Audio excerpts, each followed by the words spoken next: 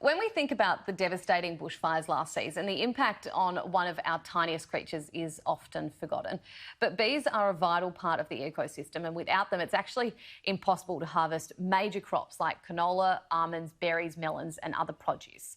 Grafton-based beekeeper Wayne Fuller is calling for a coordinated approach to fire recovery efforts and the implementation of industry-wide practices to future-proof Australia's bee population and its $14.2 billion contribution to the national economy. Wayne, thanks so much for joining me this morning. I'd love to talk through exactly how you were affected by the bushfires last season. Mainly it started off a bit slow, I suppose. The fire started slow. We were moving a few hives here and there and things like that, and then it got worse and worse.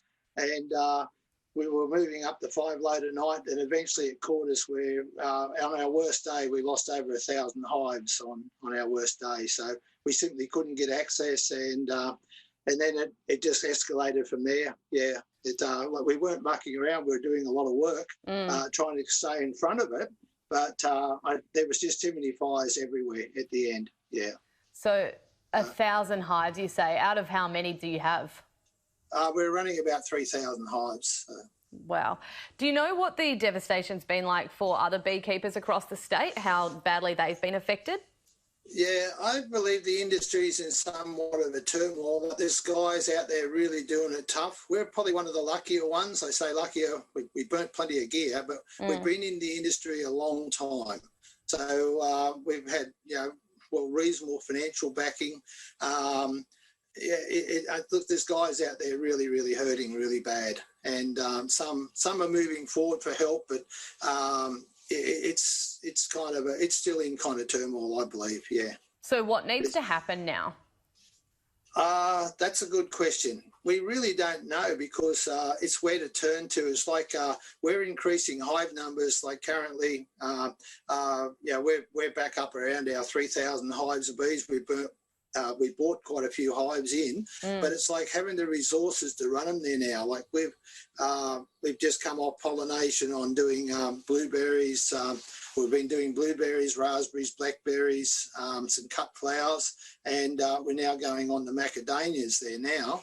And we've really scratched to get the numbers that we needed. We're just kind of lucky enough we did scrape through, but there's plenty of, like, the amount of calls we're getting from, say, nut farmers in Dire Strait wanting bees, and their bees just aren't there to do it. So let's go through that, because I think, Wayne, you're probably a bit of a professional in this area, but I actually don't think that a lot of people understand the importance of bees.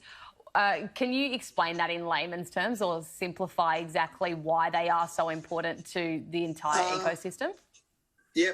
Well, some crops without bees, they simply don't get a crop. If you look at the Australian almond industry, that's in Australia. Well, California's got the largest in the world. Australia's the second largest almond industry. Simply without bees, they don't get a crop. Most things, berries are the same. They may, I know some of the work we've done with UNE this year, we've had the best results been 43% increase by putting the right bees on the right crop. How do you do that? How do you put the right bees on? So do you travel to these places? Like, how does it work? We moved the bees there. But it's before that, like say 6 weeks before, because a bee's life is around 6 weeks. So what happens is we've got to start breeding bees for a particular job. So it's not rocket science at all. It's basically, if you're taking bees to a crop to pollinate, you need a lot of young, like baby bees, where the bees actually need to source pollen to feed them baby bees.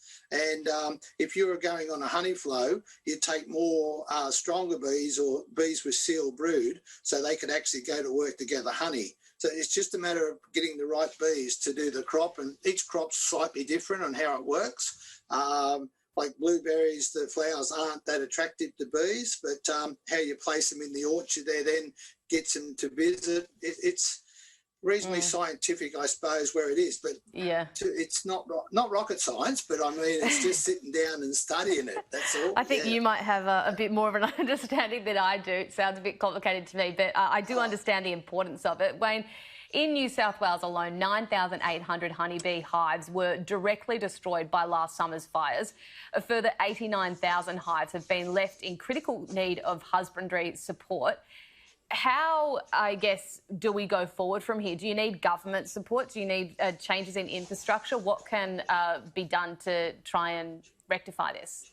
Yeah, well, I know ourselves. We've had a complete turnaround in our business. Like our business was once pollination was basically a sideline, I'd say. Like it was probably quite a few dollar on the sideline, but we were mainly producing, we're bulk honey producers. That's where we were, and we were, because the industry itself is turning more to pollination. Like I believe within the next 5 years, honey will become the sideline and pollination services will become the norm of beekeeping.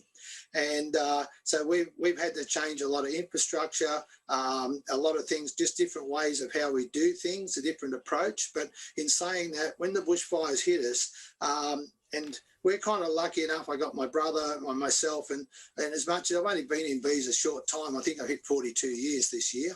So we can make some really good decisions just with the knowledge that we've got.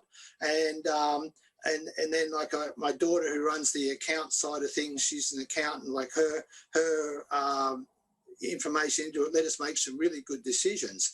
But yeah, the industry is going to see some major changes. I think we're going to need a lot of help from government assistance. How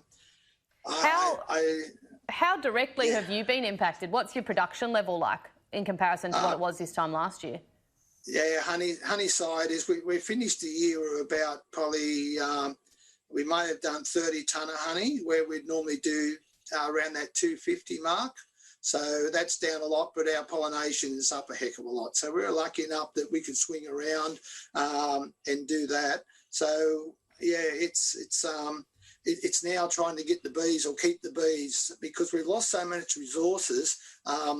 We've got to do something with these bees. Say with the 1,600 hives that have come off blueberry pollination, they need somewhere to go to keep them alive. It's just that we can't park them out the back and think they're going to stay alive.